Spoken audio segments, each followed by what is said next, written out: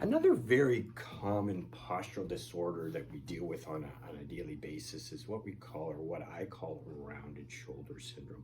You think of how many activities we do on a daily basis that involves us looking down, whether we're sitting at a desk, we have that hunched over, prolonged static posture, whether we're doing dishes, whether we're on our phones, okay, whether we're playing video games. All of this predisposes us to those shoulders moving forward or protracting forward. And we talked last day about the lower cross syndrome and how prolonged static posture leads to a phenomenon called reciprocal inhibition, which ultimately leads to muscular imbalances, which causes altered movement patterns. The same thing applies here. In this rounded shoulder syndrome, okay, our shoulders come forward or are protracted. The brain thinks that our pecs are contracting. So what does it do?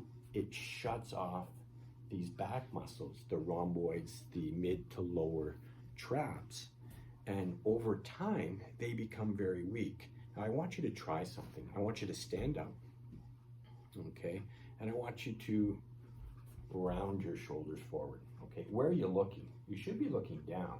So in order to look up so you don't run into anything, what do? You contract these neck muscles. By contracting these, the brain shuts off these neck flexors. So again, over time, these are going to become weak. Between the shoulder blades are going to become weak. These are tight. These are tight. That's that upper cross syndrome. All of this is going to lead to altered movement patterns, and unfortunately, some type of symptoms, whether it be headache, could be just sore neck, but it could lead to shoulder pain. Shoulder pain, you ask? Remember the old song, the ankle bone's connected to the knee bone to the hip bone? Same thing applies here. And to illustrate this, again, I want you to stand up. I want you to put your arm at 90, elbow at 90. I want you to rotate down, and I want you to rotate back. I want you to kind of know how far you can go and how easy it is to perform that motion. Now what I want you to do, I want you to stand up. I want you to bring your shoulders forward. I want you to try to lift your arm up again and then rotate back. I'm struggling with that. I don't know about you, but unfortunately, that type of rounded shoulder syndrome is going to alter the mechanics of the shoulder, and over time can cause shoulder injuries. Now let's apply this to the golfer. This is the golfer with upper cross syndrome, okay, is going to be that golfer, that hunchback. They're going to get over the ball and they're going to really arch their back. Think of how that's going to be detrimental to the swing. Again, with that shoulders forward, it limits the shoulder range of motion, so you're not going to be able to complete your backswing. So what are you going to do? You may loss of posture, flat swing plane.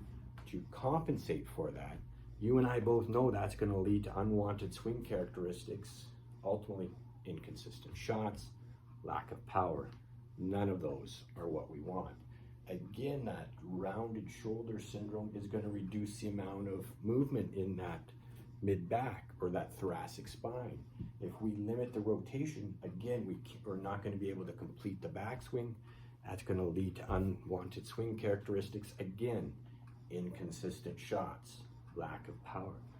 The good news, we can address all these issues. So give me a call, stop by, and we'll get you all teed up for next year.